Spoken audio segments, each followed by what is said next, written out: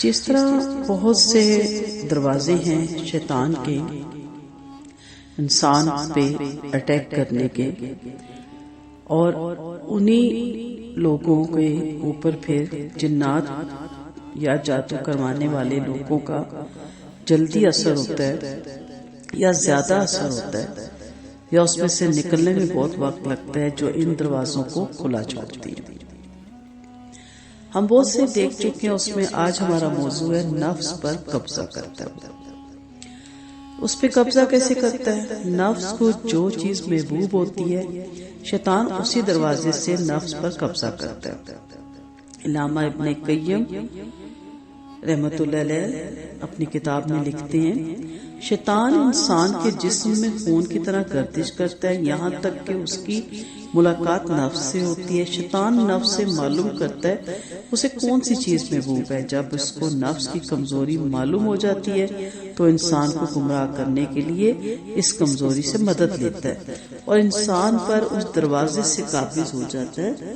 شیطان اپنے انسان دوستوں اور ساتھیوں کو بھی یہی سبق دیتا ہے کہ اگر انہیں اپنے ساتھیوں سے کوئی فاسد مقصد اور مفاد حاصل کرنا ہو تو ان پر اسی دروازے سے قبضہ کیا جائے جو ان کے نزدیک محبوب ہو، کیونکہ اس دروازے سے جانے والا اپنے مقصد میں ناکام نہیں ہو سکتا۔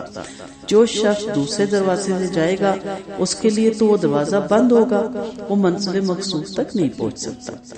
شیطان اسی دروازے سے آدم اور حوا کے پاس پہنچا، جیسا کہ اللہ تعالیٰ نے فرمایا سورۃ الاعراف آیت نمبر 20 میں، اس نے ان سے کہا تمہارے رب نے تمہیں جو اس درخت سے روکا ہے نا کھانے سے، اس کی وجہ اس کے سوا کچھ نہیں کہ کہیں تم فرشتے نہ بن جاؤ یا تمہیں ہمیشگی کی زندگی نہ حاصل ہو جائے۔ علامہ ابن قیم کہتے ہیں کہ اللہ کے دشمن ابلیس نے آدم اور حوا کو سونگا تو اسے محسوس ہوا کہ وہ دونوں کو جنت سے ان دونوں کو انسانیت ہو گئی تھی اور وہ ہمیشہ ہمیشہ جنت کی ابدی نعمتوں میں رہنا چاہتے تھے۔ شیطان سمجھ گیا کہ آدم اور حوا پر تسلط حاصل کرنے کا ایک یہی دروازہ ہے۔ اس نے اللہ کی قسم کھا کر کہا کہ وہ ان کا خیر خواہ ہے، پھر ان سے کہنے لگا سورۃ اعراف آیت نمبر 20 میں، تمہارے رب نے تمہیں جو اس درخت سے روکا ہے نا، اس کی وجہ اس کے سوا کچھ نہیں کہ تم فرشتے نہ بن جاؤ یا تمہیں ہمیشگی کی زندگی نہ حاصل ہو جائے۔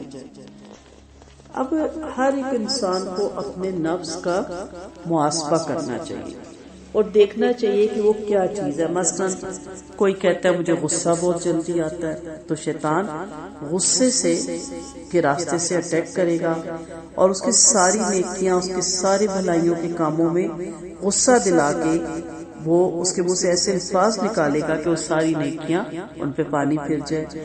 کچھ لوگ انا پرست بہت ہوتے ہیں، ان کا نفس انا پرست ہوتا ہے اور وہ اپنے انا میں اس قدر پھنسے ہوتے ہیں کہ شیطان اس طرف سے اندر آتا ہے اور ان کو بتاتا ہے کہ یہاں آپ کی انا کو ٹھیس پہنچی ہے، یہاں آپ کی انسلٹ ہوئی ہے۔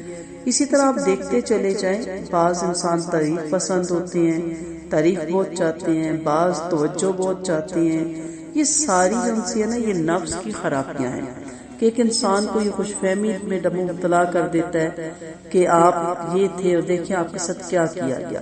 اگر آپ ان چیزوں سے اپنے آپ کو بچا لیتے ہیں اور آپ کہتے ہیں کہ میں ہوں کیا، میری اوقات کیا ہے، میرے رب نے مجھے مٹی سے بنایا، مٹی میں میں مل جاؤں گا، میرے اعمال میرے صرف کام آئیں گے اور اعمال میرے پاس کتنے ہیں اور کیسے ہیں، تو پھر آپ اس کے کنڈے میں نہیں آتے۔ لیکن جب آپ انا کے پتلے بنے ہوتے ہیں، جب آپ تکبر کے پتلے بنے ہوتے ہیں، غرور کے پتلے بنے ہوتے ہیں، تو پھر آپ کے اندر یہ چیز اس طرف سے حملہ کرتا ہے۔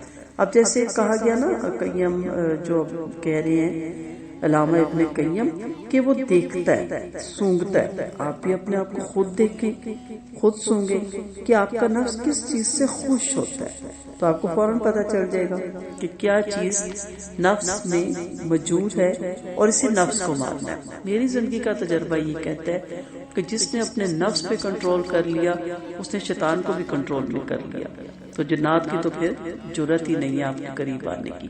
لیکن جو اپنا نفس کا تابع بن جاتا ہے نا، نفس کا غلام بن جاتا ہے، ساری خوبیوں کے بعد وہ کیا کہہ دیتا ہے، میں یہ برداشت نہیں کر سکتا، مجھے یہ پسند ہی نہیں، میرے آگے کوئی بولے کیوں، یا میری انا یا میری میرا تکبر، میرا غرور، کوئی چیز بھی آپ کہہ لیں، یا غصہ. اکثر لوگ کہتے ہیں مجھے ناجائز بات پہ غصہ آتا ہے، تو میں کہتی ہوں جائز پہ تو کسی کو نہیں آتا.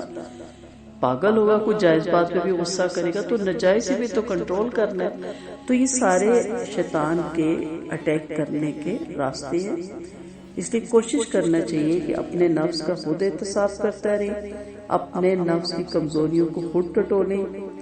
اب دیکھیں کچھ لوگوں کو نیند بڑی پیاری ہوتی ہے، اس نیند کو مارنا فجر کے وقت. چلے تہجد کی ہم بات نہیں کرتے، نفل نماز ہے، لیکن فرض نماز میں بھی اٹھنا ان کے لیے بہت مشکل ہوتا ہے.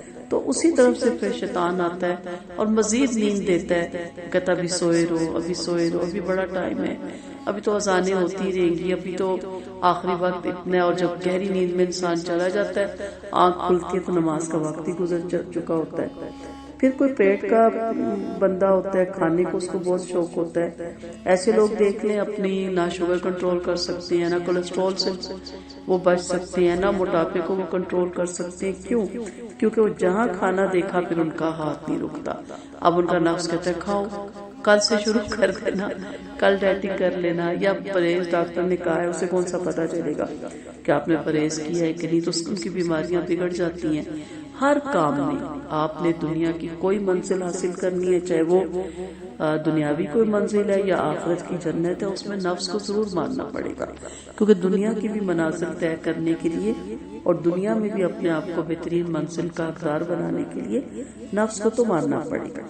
تو یہ بھی اس کا ایک حربہ ہے، یہ بھی اس کا ایک ہتھکنڈہ ہے، اور بلکہ یہ بہترین اس کا ہتھکنڈہ ہے کہ یہ آپ پہ اٹیک کرتا ہے اور آپ کو قابو میں کر لیتا ہے. اور پھر اس طرف سے آپ آگے بھی ہم دیکھیں گے بہت سی اور چیزیں بھی آئیں گی، اس طرف سے پھر آپ کو ڈالتا ہے وسوسوں میں، اور پھر آپ جنات کے شکنجے میں بھی آ جاتے ہیں. وآخر دعوانا ان الحمد للہ رب العالمین.